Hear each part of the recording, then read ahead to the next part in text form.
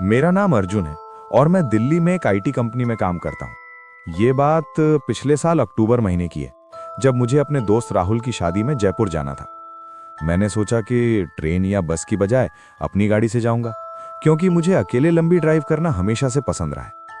शाम को 5 बजे मैं दिल्ली से निकला और सोचा था कि रात 11 बजे तक जयपुर पहुंच जाऊंगा।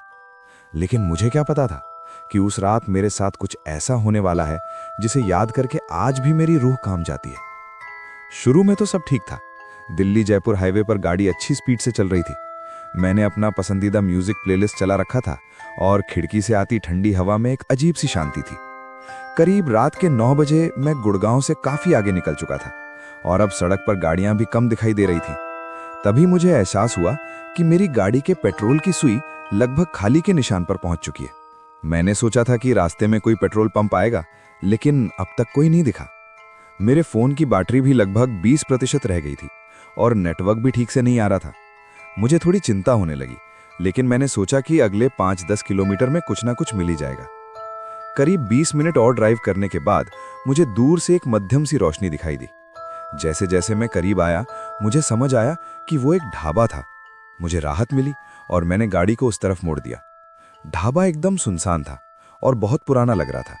उसकी दीवारों का प्लास्टर कई जगह से उखड़ा हुआ था और बाहर लगे बल्ब से निकलती पीली रोशनी ने पूरे माहौल को और भी अजीब बना दिया था। मैंने गाड़ी को ढाबे के सामने खड़ी की और देखा कि वहां कुछ खाट पड़ी हुई थी, लेकिन एक भी इंसान दिखाई नहीं दे रहा था। मुझे लगा शायद मालिक अंदर होगा, इसलिए मैं गाड़ी से उतरकर ढाबे की तरफ बढ़ा। जैसे ही मैंने ढाबे के अंदर कदम रखा, मुझे एक अजीब सी बदबू महसूस हुई। ये बदबू कुछ सड़े हुए मांस और धुएं के मिश्रण जैसी थी। अंदर एक छोटा सा काउंटर था जिसके पीछे एक बुजुर्ग आदमी बैठा हुआ था। उसके बाल सफेद थे और चेहरा झुर्रियों से भरा था। उसकी आंखें अजीब तरह से धसी हुई लग रही थी और वो मुझे ऐसे घूर रहा था जैसे मैं कोई अजूबा हूं। मैंने हिम्मत जुटाई और कहा, भाई साहब नमस्ते, मुझे पेट्रोल चाहिए और अगर कुछ खाने को मिल जाए तो अच्छा रहेगा। वो बुजुर्ग आदमी कुछ देर तक बिना पलक झपकाए मुझे देखता रहा, फिर धीरे से बोला, पेट्रोल तो यहां नहीं है बेटा, लेकिन खाना मिल जाएगा और आगे 10 किलोमीटर पर एक पंप है। उसकी आवाज में एक अजीब सी कर्कशता थी जो मुझे असहज कर रही थी। मैंने सोचा कि चलो कम से कम खाना तो मिल ही जाएगा और फिर मैं आराम से 10 किलोमीटर और चला जाऊंगा। मैंने उससे कहा, ठीक है तो मुझे दाल रोटी बना दीजिए। वो बुजुर्ग आदमी उठा और अंदर चला गया। मैं वहां बैठा हुआ चारों तरफ देखने लगा। ढाबे की दीवारों पर कई पुरानी तस्वीरें लगी हुई थीं जो धूल से भरी थीं। एक तस्वीर में कुछ लोग खाट पर बैठे हुए दिखाई दे रहे थे, लेकिन उनके चेहरे साफ नहीं थे। कुछ देर बाद उस बुजुर्ग आदमी के साथ एक लड़का आया जो करीब 25 साल का रहा होगा। उसका नाम रामू था, जैसा कि बाद में मुझे पता चला।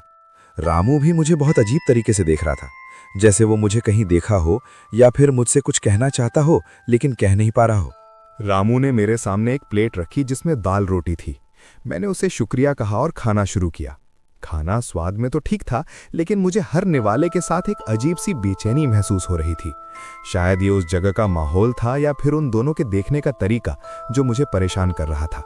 मैं जल्दी जल्दी खाना खत्म करना चाहता था और वहां से निकलना चाहता था। तभी अचानक बिजली चली गई और पूरा ढाबा अंधेरे में डूब गया। मेरा दिल जोर से धड़कने लगा और मैंने अपने फोन की टॉर्च जला ली। उस रोशनी में मैंने देखा कि वो बुजुर्ग आदमी और रामू दोनों गायब थे। मैं जल्दी से उठा और बाहर की तरफ बढ़ने लगा, तभी मुझे किसी के रोने की आवाज सुनाई दी। ये आवाज ढाबे के पीछे से आ रही थी और ये किसी औरत के रोने की आवाज थी। मैं नहीं जानता कि मुझे क्या हुआ, लेकिन उत्सुकता ने मुझे ढाबे के पीछे जाने के लिए मजबूर कर दिया। मैं धीरे धीरे अपने फोन की रोशनी से रास्ता बनाता हुआ पीछे गया। वहां एक पुराना कुआं था जिसके चारों तरफ झाड़ियां उगाई थी। रोने की आवाज उसी कुएं से आ रही थी।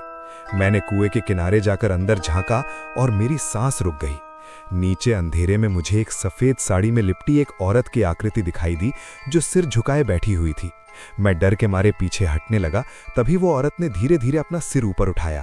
उसके बाल उसके चेहरे पर बिखरे हुए थे और जब उसने अपने बाल हटाए तो मैंने जो देखा वो मेरी जिंदगी का सबसे भयानक दृश्य था। उसकी आंखें नहीं थीं, बस खाली गड्ढे थे और उसके मुंह से खून बह रहा था। मैं चीखते हुए वहां से भागा और सीधा अपनी गाड़ी की तरफ दौड़ा, लेकिन जब मैं गाड़ी के पास पहुंचा तो देखा कि उसके सभी टायर पंक्चर हो चुके थे। मेरा दिल बुरी तरह से धड़क रहा था और मैं समझ नहीं पा रहा था कि क्या करूं। तभी मुझे पीछे से किसी के कदमों की आवाज सुनाई दी। मैंने पलटकर देखा तो वो बुजुर्ग आदमी और रामू दोनों मेरी तरफ आ रहे थे। उनके चेहरे पर एक अजीब सी मुस्कान थी जो बिल्कुल भी सामान्य नहीं लग रही थी। बुजुर्ग आदमी ने कहा, कहाँ जा रहे हो बेटा, रात बहुत हो गई है, यहीं रुक जाओ। मैंने कहा, नहीं नहीं, मुझे जाना होगा, मेरी गाड़ी ठीक करवा लेता हूँ। लेकिन वो बोला, गाड़ी तो अब नहीं चलेगी और यहाँ से कोई नहीं जाता बेटा। उसकी आवाज़ में अब एक खतरनाक धमकी थी। मैं पीछे हटने लगा और तभी रामू ने मेरा हाथ पकड़ लिया। उसकी पकड़ बहुत मजबूत थी और उसके हाथ बर्फ की तरह ठंडे थे। मैंने पूरी ताकत से अपना हाथ छुड़ाया और भागने लगा। मैं हाईवे की तरफ दौड़ा क्योंकि मुझे लगा कि शायद कोई गाड़ी मिल जाए। मैं दौड़ता रहा और पीछे मुड़कर नहीं देखा। मेरे कान में उस बुजुर्ग आदमी की हंसी की आवाज़ गूंज रही थी जो बहुत ही डरावनी थी। मैं करीब 1 किलोमीटर दौड़ा होगा तभी मुझे दूर से एक ट्रक की हेडलाइट दिखाई दी। मैं बीच सड़क में खड़ा होकर हाथ हिलाने लगा। ट्रक रुका और ड्राइवर ने पूछा, क्या हुआ भाई? मैंने उसे सारी बात बताई तो वो थोड़ा गंभीर हो गया और बोला, तुम उस ढाबे पर गए थे, उसका नाम क्या था? मैंने कहा कि मुझे नाम याद नहीं, लेकिन वो बहुत पुराना था और वहां एक बुजुर्ग आदमी और एक लड़का रामू था। ये सुनकर ट्रक ड्राइवर का चेहरा सफेद पड़ गया। उसने कहा, भाई तुम बहुत किस्मत वाले हो जो बच गए। उस ढाबे के बारे में यहाँ सब जानते हैं। करीब 10 साल पहले उस ढाबे के मालिक रघु काका और उनके बेटे रामू ने एक औरत की हत्या की थी जो वहाँ खाना खाने आई थी। उन्होंने उसे लूटने के लिए मारा था और फिर उसकी लाश को पीछे वाले कुएं में फेंक दिया था। कुछ दिनों बाद पुलिस को पता चला और उन दोनों को पकड़ लिया गया, लेकिन जेल जाने से पहले ही दोनों ने खुद को उसी कुएं में कूदकर खत्म कर लिया। उसके बाद से लोग कहते हैं कि उनकी आत्माएं उस ढाबे पर भटकती हैं और जो भी वहां रुकता है उसके साथ बुरा होता है। कई लोग वहां से गायब हो चुके हैं। मैं ये सुनकर सन्न रह गया। मुझे विश्वास नहीं हो रहा था कि मैं भूतों से मिल चुका था। ट्रक ड्राइवर ने मुझे अपने ट्रक में बैठाया और अगले शहर तक छोड़ा। मैंने अगले दिन पुलिस को फोन करके अपनी गाड़ी के बारे में बताया और वे उसे निकलवा लाए। मैंने दोबारा कभी उस रास्ते से यात्रा नहीं की। आज भी जब मुझे उस रात की याद आती है तो मेरे रोंगटे खड़े हो जाते हैं। मैं अक्सर सोचता हूं कि अगर मैं वहां से नहीं भाग पाता तो क्या होता। क्या मैं भी उन लोगों की तरह गायब हो जाता जिनके बारे में ट्रक ड्राइवर ने बताया था? उस घटना के कुछ महीने बाद मैंने उस इलाके के बारे में और जानकारी इकट्ठा करने की कोशिश की। मुझे पता चला कि वो ढाबा हमेशा से बदनाम रहा है। लोग कहते हैं कि रघु काका बहुत लालची आदमी था और वो रात में अकेले आने वाले यात्रियों को निशाना बनाता था। उसका बेटा रामू भी उसकी ही तरह था। उन्होंने कई लोगों को लूटा था, लेकिन उस औरत की हत्या उनका सबसे बड़ा गुनाह था। उस औरत का नाम कमला था और वो अपने मायके से ससुराल जा रही थी। उसे वहां रुकना नहीं चाहिए था, लेकिन उसकी गाड़ी खराब हो गई थी। रघु काका और रामू ने उसे खाना खिलाने के बहाने अंदर बुलाया और फिर उसके साथ बुरा किया। कमला ने बहुत विरोध किया और मदद के लिए चिल्लाई, लेकिन उस सुनसान जगह पर कोई नहीं था। आखिर में उन्होंने उसे मार डाला और कुएं में फेंक दिया। कमला की आत्मा आज भी उस ढाबे पर भटकती है और वो इंसाफ मांगती है। कुछ लोग कहते हैं कि जो भी उस ढाबे पर जाता है उसे कमला की आत्मा दिखाई देती है और वो उससे मदद मांगती है। लेकिन रघु काका और रामू की आत्माएं उसे ऐसा नहीं करने देती। वे नए शिकार ढूंढते रहते हैं ताकि कमला की आत्मा को शांति न मिले। ये एक श्राप है जो उन्होंने अपने बुरे कर्मों से खुद पर और उस जगह पर डाला है। मुझे लगता है कि मैं उस रात बहुत भाग्यशाली था कि मैं वहां से बच निकला। शायद कमला की आत्मा ने ही मुझे बचाया होगा या फिर भगवान की कृपा थी। आज भी जब मैं रात में अकेले कहीं यात्रा करता हूं तो मुझे उस घटना की याद आ जाती है। मैं बहुत सावधान रहता हूं और कोशिश करता हूं कि किसी सुनसान जगह पर न रुकूं। उस रात ने मुझे ये सिखाया कि इस दुनिया में बहुत सी ऐसी चीजें हैं जिन्हें हम समझ नहीं सकते। भूत प्रेत असली हैं या नहीं ये मैं नहीं कह सकता, लेकिन उस रात मैंने जो देखा और महसूस किया वो बिल्कुल असली था। मेरे दोस्त और परिवार वाले मुझ पर विश्वास नहीं करते और कहते हैं कि शायद मैं थका हुआ था और मुझे भ्रम हो गया होगा, लेकिन मैं जानता हूं कि जो मैंने देखा वो सच था। उस ढाबे पर कुछ है जो बहुत बुरा और खतरनाक है। मैंने कई बार सोचा कि मुझे उस जगह पर दोबारा जाना चाहिए और पुलिस को साथ लेकर वहां की जांच करवानी चाहिए, लेकिन फिर मुझे डर लगता है कि क्या होगा अगर मैं दोबारा वहां फंस गया। मैंने कुछ लोगों से बात की जो उस इलाके के हैं और उन्होंने भी मुझे यही सलाह दी कि मैं उस ढाबे के पास ना जाऊं। उन्होंने बताया कि स्थानीय लोग उस जगह को भूतिया ढाबा कहते हैं और कोई भी वहां नहीं जाता। कई बार सरकार ने उस ढाबे को तोड़ने की कोशिश की, लेकिन हर बार कुछ न कुछ अजीब होता है और काम रुक जाता है।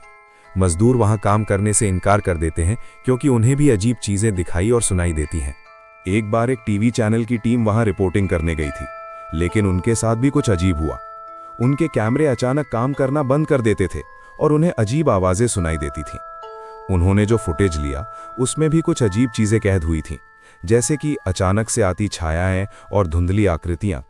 उस एपिसोड को कभी टीवी पर नहीं दिखाया गया क्योंकि चैनल वालों को डर था कि लोग डर जाएंगे। लेकिन वो वीडियो इंटरनेट पर कहीं ना कहीं मौजूद है और कुछ लोगों ने उसे देखा भी है। मैंने भी कोशिश की उसे ढूंढने की, लेकिन मुझे नहीं मिला। अब जब मैं इस पूरी घटना के बारे में सोचता हूं तो मुझे लगता है कि शायद ये एक चेतावनी थी। शायद ब्रह्मांड मुझे बताना चाह रहा था कि जीवन में कुछ चीजें हैं जो हमारी समझ से परे हैं और हमें उनसे दूर रहना चाहिए। मैं अब ज्यादा आध्यात्मिक हो गया हूं और मंदिर जाता हूं। मैं हमेशा यात्रा से पहले भगवान से प्रार्थना करता हूं कि वो मेरी रक्षा करें। उस रात के बाद से मेरी जिंदगी बदल गई है। मैं अब छोटी छोटी चीजों की कद्र करता हूं और अपने परिवार और दोस्तों के साथ ज्यादा समय बिताता हूं, क्योंकि मुझे पता है कि जिंदगी कितनी नाजुक और अनमोल है। कभी कभी रात में मुझे बुरे सपने आते हैं जिनमें मैं फिर से उस ढाबे पर हूं और कमला की आत्मा मुझसे मदद मांग रही है। मैं उसे बचाना चाहता हूं, लेकिन मैं कुछ नहीं कर पाता। फिर मैं पसीने से लथपथ होकर उठ जाता हूं और देर तक सो नहीं पाता। मेरी पत्नी प्रिया को मेरी इस हालत पर बहुत चिंता है और उसने मुझे किसी मनोचिकित्सक से मिलने की सलाह भी दी है। लेकिन मैं जानता हूं कि कोई डॉक्टर मुझे ठीक नहीं कर सकता, क्योंकि मेरी समस्या मानसिक नहीं है, ये कुछ और है। ये एक अनुभव है जो हमेशा के लिए मेरे साथ रहेगा। मैं ये कहानी इसलिए बता रहा हूं क्योंकि मैं चाहता हूं कि लोग सावधान रहें।